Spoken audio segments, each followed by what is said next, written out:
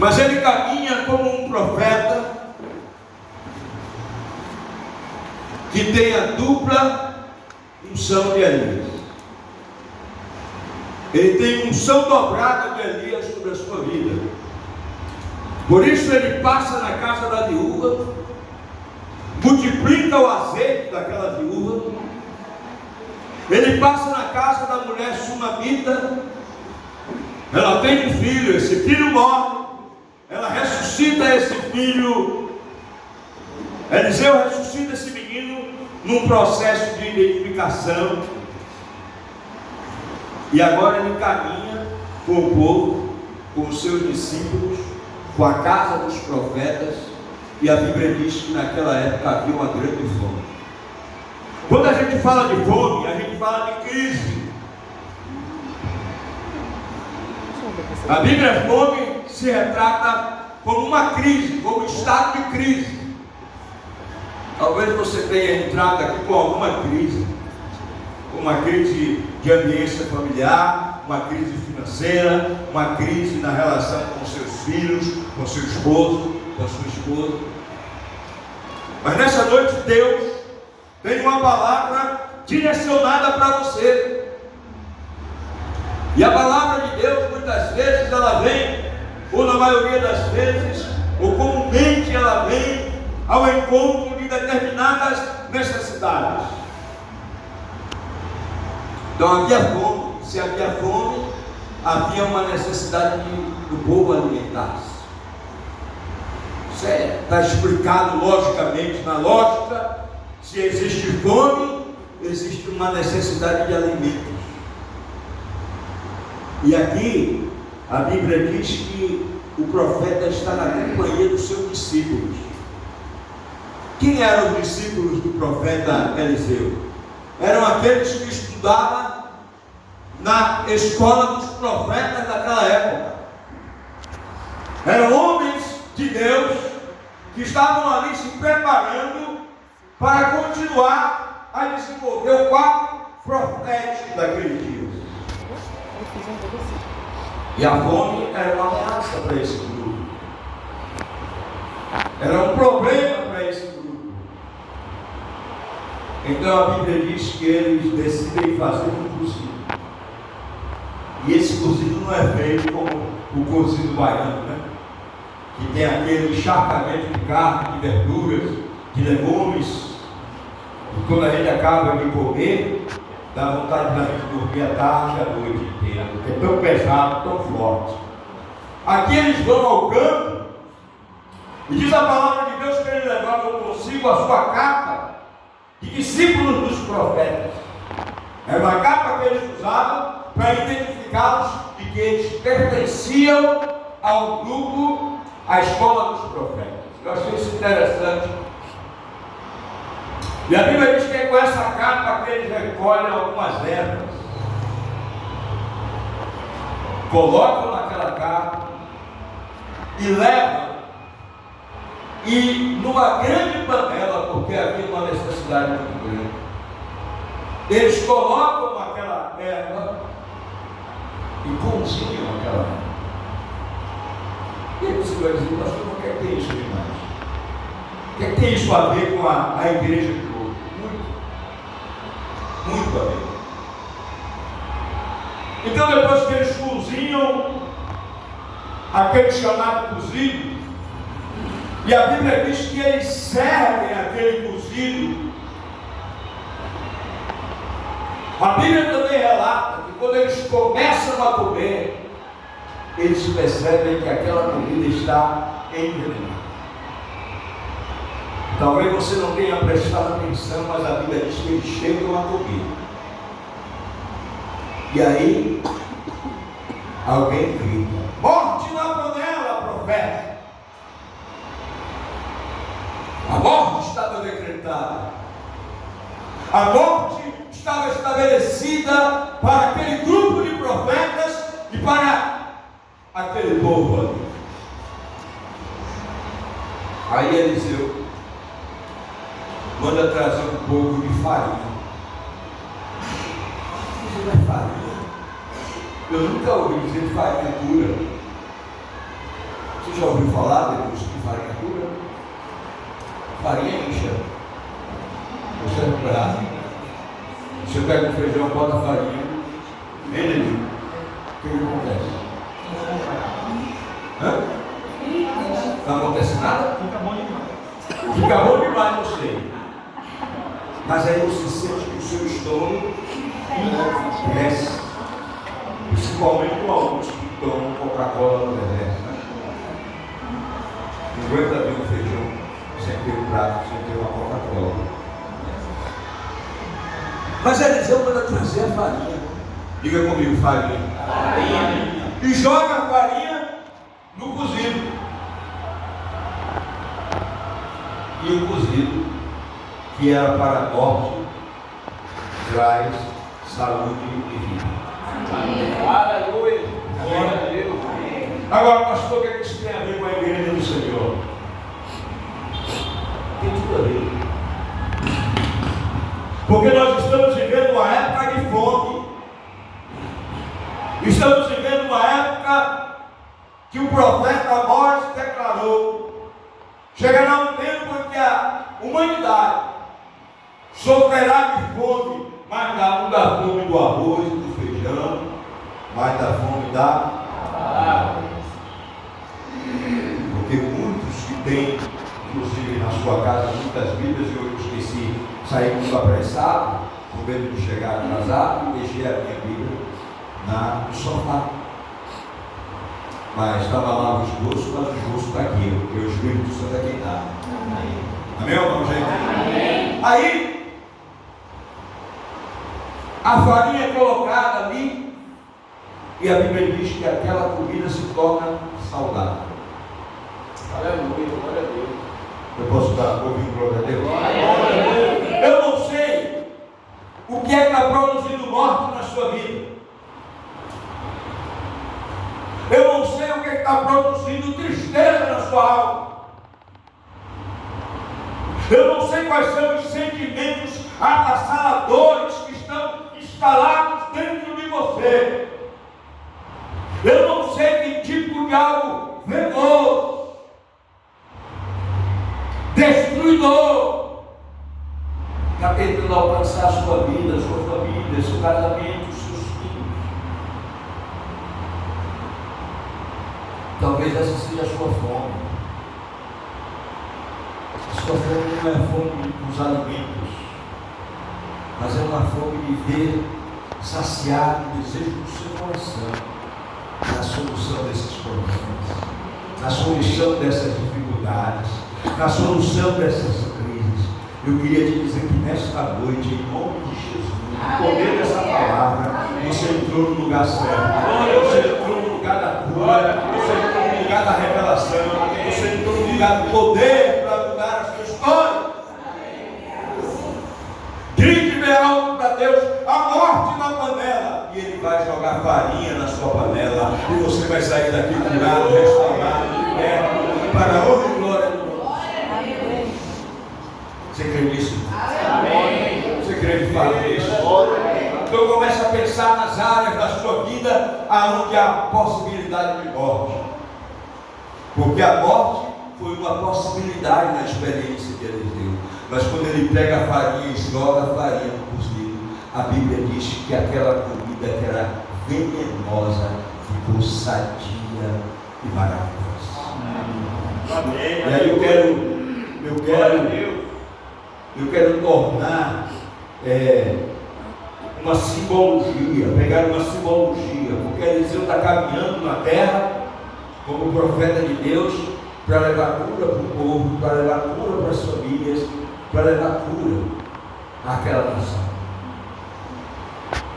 E aí a Bíblia diz assim, preste atenção ao texto: então saiu ao campo a apanhar ervas e achou uma trepadeira, né? Trepadeira silvestre.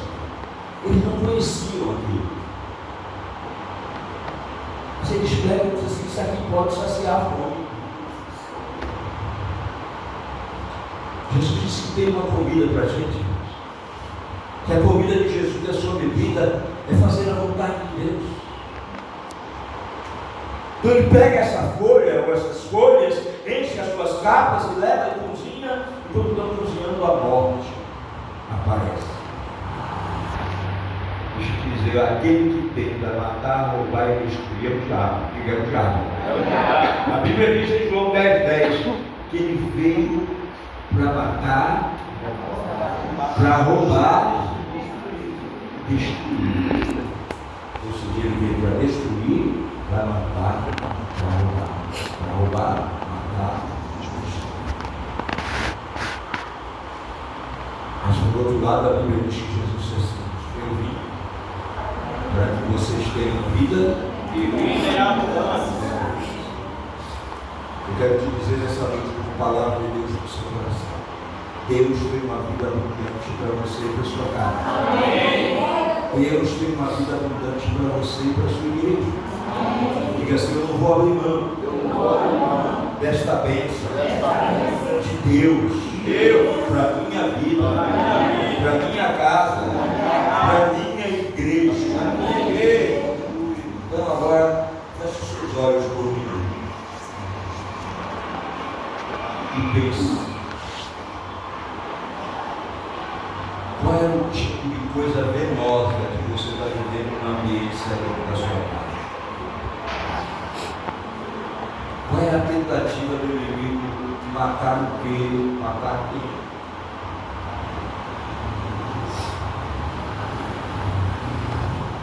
Pastor, agora olha para mim. Diga assim: eu tenho remédio. Fala forte: eu tenho remédio.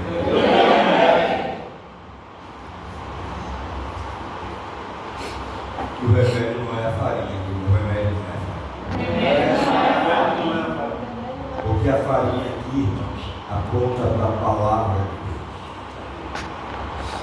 A palavra de Deus é o remédio que você precisa para curar os anseios da tua alma, para curar os anseios do seu coração, para curar as suas debilidades emocionais, para curar o seu casamento, para curar os seus filhos, para restaurar a sua sorte para a glória de Deus. Você crê nisso?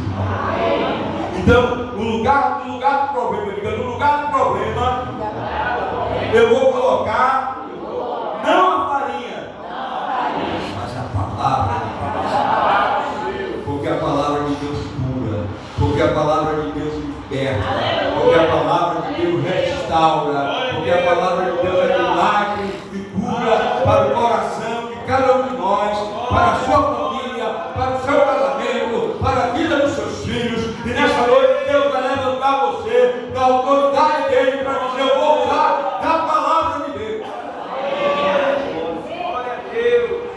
E você vai dizer como Jesus disse: retira-te daqui, Satanás. Aqui não é lugar para você agir, nem na minha vida, nem na minha casa, nem no meu casamento, nem na vida dos meus filhos. Na autoridade do nome de Jesus, te repreendo e mando você sair agora com sua bagagem toda, porque eu vou viver da palavra que sai da boca do meu Deus. Aleluia. Diabo diz: pronto, Jesus disse: ao Senhor teu Deus adorarás, e somente a Ele servirás, e somente a Ele adorarás. Então a Bíblia diz que o diabo deixou e vieram os anjos do Senhor. Nessa noite Deus está levantando anjos para servir a você, servir aos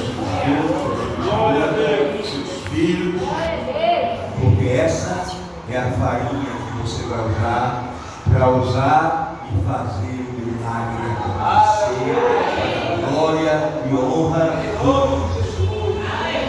Diga assim comigo: eu não vou sair deste local sem o meu milagre. Porque o nosso Deus é aquele que transforma o nosso pranto em alegria. O nosso pranto em alegria. A nossa tristeza em justo. Aleluia. Glória a Deus. Você crê que Deus está operando agora? Amém. Através do poder da sua palavra. Ele está aqui, mas está indo na sua casa, está indo na vida dos seus filhos, na vida do esposo, na vida da esposa, na vida da sua parentela. Para operar, o milagre que você tanto espera. Para trazer cura no lugar da vida. Essa noite ele está, a Miranda fechando as feridas, cicatrizando-as.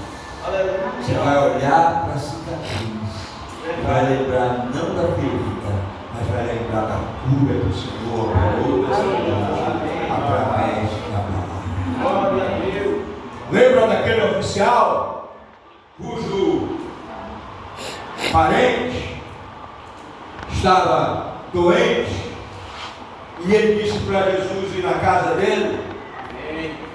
E quando Jesus está caminhando, ele volta para Jesus e diz: Senhor, eu não sou digno de que entres na minha casa. Olha que coisa linda. Basta uma palavra. Aleluia, Jesus. Só Glória a Deus. Aleluia. e o meu servo será curado. Aleluia. O Senhor está liberando nesta noite uma palavra para você. E a palavra é cura, restauração, renovação. Altar de Deus que tentaram derrubar na tua vida, na tua casa, na tua igreja. E Deus hoje está levantando o altar novamente para a glória de Deus. Lembra-te da experiência de Jairo, que diz assim: Senhor, vai lá na minha casa, vai lá na minha casa. E Jesus parece que não dá muita ligança, vamos dizer assim, como diz o Tabarel, ligança por as palavras de Jesus. E Jesus continua caminhando, cura a mulher do fluxo de sangue. E depois aquelas pessoas chegam para Jairo e dizem assim: não incomode mais o mestre, a sua filha. Jesus olha para Jairo e diz assim: não temas, crê somente. Diga para o irmão da fé de você: não temas. Não temas. Crê somente. Talvez você tenha entrado aqui incrédulo, cheio de dúvida, de medo, de cismas. Aí o Senhor vem ao seu encontro e diz assim: não temas, crê somente. Ela não está. Aleluia. Glória a Deus. Eu creio. Aquilo que o diabo disse que está morto na sua vida, na sua casa, Jesus olha e ri. Está morto não, está dormindo. Aleluia. E eu vou despertar Amém. para devolver a alegria que você perdeu nesse dia. Jesus chega lá, entra naquele ambiente com os seus discípulos e o pai da menina, os pais da menina, e chama a menina e diz assim: Talita cum, que quer dizer, menina, levanta. Hoje, estou liberando essa palavra. Você vai chegar na sua casa, vai olhar para o quadro de morte, de tristeza, de angústia. Você vai chegar perto e vai dizer: Talita cum, levanta-te. Amém. Sabe o que eu acho lindo? É que Jesus faz isso e pega a menina e devolve para a família. Sabe o que Jesus está dizendo? Estou devolvendo a alegria que vocês perderam por algum tempo. Aleluia. É isso que Jesus está dizendo para mim e para você. Eu vou levantar o tagogo e vou devolver a alegria. Amém. A alegria de trazer de volta aquilo que o diabo pensou que estava morto, mas que Deus nessa noite já ressuscitou para a glória. E eu acho mais lindo ainda é que Jesus diz assim: dá de comer para ela.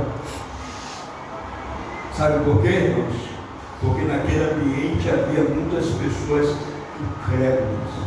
E Jesus queria testificar a realidade do milagre na vida daquela família. Por isso que Jesus vai fazer hoje, diga-se hoje, é tão grande, que vai impactar as pessoas. Então essa é a farinha que a gente tem. É a palavra de Deus, quando é lançada diante do problema, quando é estabelecida diante da luta, quando é estabelecida diante dos conflitos, essa palavra cura, liberta, para a honra e glória do nome do Senhor. Glória a Deus. Coisa maravilhosa. Eu acho lindo quando